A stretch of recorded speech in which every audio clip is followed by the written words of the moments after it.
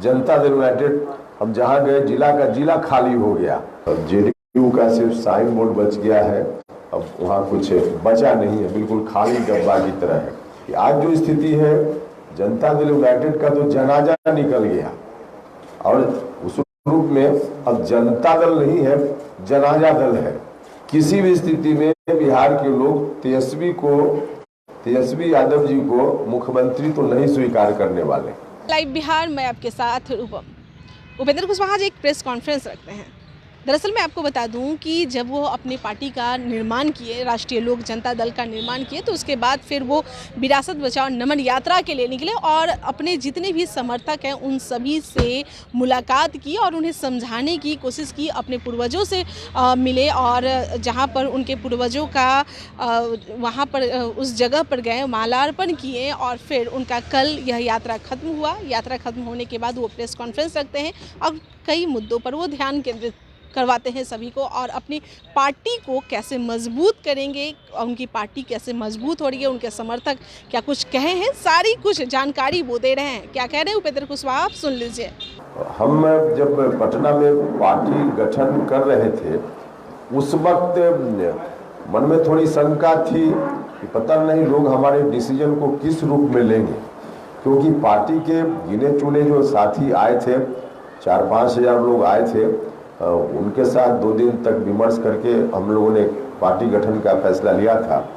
तो उन लोगों से जो लोग आए 4-5 हजार, उनकी भावना तो आई हमारे सामने और उसके आधार पे निर्णय हम लोगों ने लिया।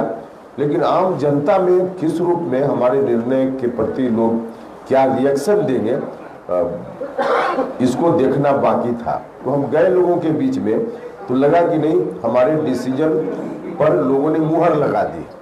जो डिसीजन हमारा था बिल्कुल उचित डिसीजन था, ऐसा लोगों को देखकर पूरे तौर पे अब यह बात प्रमाणित है। जिस रूप में नीतीश कुमार जी ने बिहार को ले जाने की बात की और खुद ही नीतीश जी बोलते भी हैं कि समाज में सब लोग नहीं सुधर सकता है, कुछ लोग तो गड़बड़ करने वाले हैं और रहेंगे।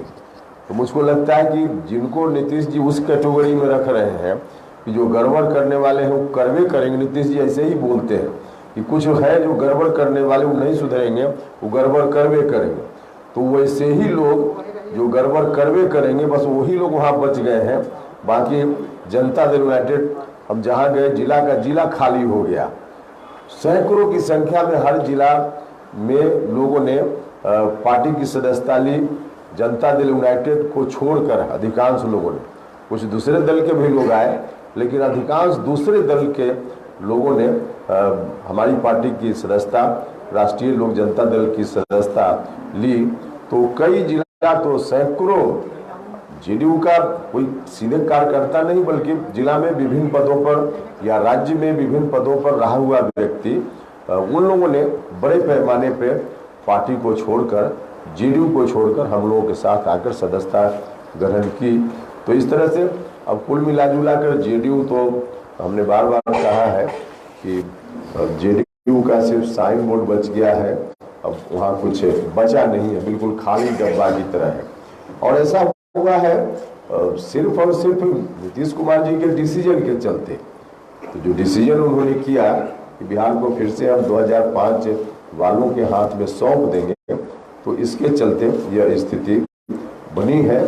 तो जनता दल यूनाइटेड, हमने एक जगह और कहा था कि आज जो स्थिति है, जनता दल यूनाइटेड का तो जनाजा निकल गया और उस रूप में अब जनता दल नहीं है, जनाजा दल है। सच यही है कि अब किसी भी स्थिति में बिहार के लोग तेजस्वी यादव जी को मुख्यमंत्री तो नहीं स्वीकार करने वाले। तो सच यही है, अब वो कहें या न कहें। जहां तक मुख्यमंत्री जी के, नीतीश जी के प्रधानमंत्री का बनने का सवाल है, तो इसका अवसर तो उन्होंने खो ही दिया है। अब रात में सोते होंगे तब उनको मेरी बात याद आती होगी। हम लगातार बोल रहे थे कि नीतीश जी अपना डिसीजन बदलिए, अन्यथा जेडीयू बर्बाद हो जाएगा। समाप्त हो जाएगा। तो जेडीयू बर्बाद समाप्त अब हो रहा है, नीतीश जी को इस बात का एहसास तो हो ही चुका होगा। तो अवसर उन्होंने खो दिया है, तो अवसर ही अब नहीं है, तो फिर कोई कहे या न कहे क्या फर्क पड़ता है। आपको लगता है कि नरेंद्र मोदी का विकल्प अभी दूर दूर तक कोई नहीं है 2024 के लिए? हाँ देखिए, फिलहाल तो जो स्थिति है पूरे देश भर में हम विपक्ष की पार्टियों को देख रहे हैं, न सिर्फ बिहार बल्कि बिहार से बाहर, तो उसमें कोई चुनौती अभी नरेंद्र मोदी जी के समक्ष नहीं दिख रही है। अभी एक तरफा गेम होता है, उस तरह का है, क्योंकि नरेंद्र मोदी जी का पर्सनालिटी और उनका काम और उसके सामने बिखरा हुआ विपक्ष जिसका कोई एजेंडा नहीं, और उसमें से अधिकांश लोग भ्रष्टाचार में कभी जेल जाते हैं कभी बाहर आते हैं, तो वैसे लोग मिलकर नरेंद्र मोदी जी का मुकाबला कहाँ कर पाएंगे? तो स्थिति तो यही है।